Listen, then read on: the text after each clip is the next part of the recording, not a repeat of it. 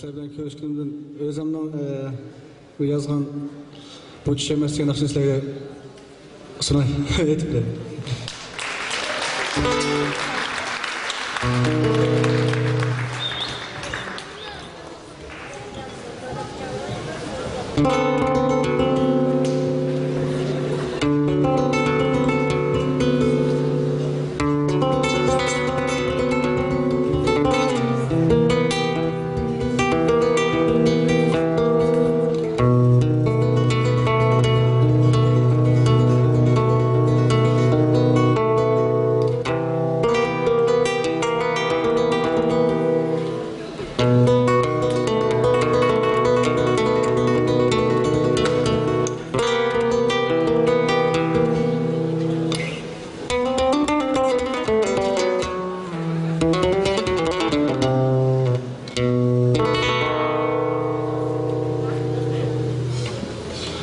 Düşümdeme körgünümni sözleyim ben, yazayım ben. Anamni kılma sözünü, koşakını eytayım ben.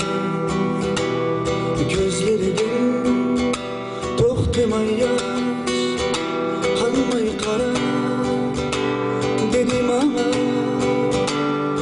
Unutma oğlum, Uygurum desem, vatanımda sözlerden al. Bu düşemez, düşemez, düşemez. Bu düşemez, düşemez, düşemez. Düşümden uygunlukla sezdim beni, rüyaları düşünüp yettim.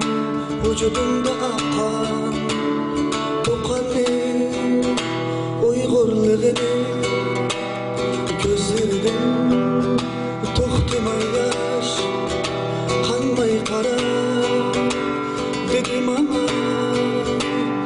Unutma oğlum, Uygurum desem, vatanımda sözlerden al. Bu düşemez, düşemez, düşemez.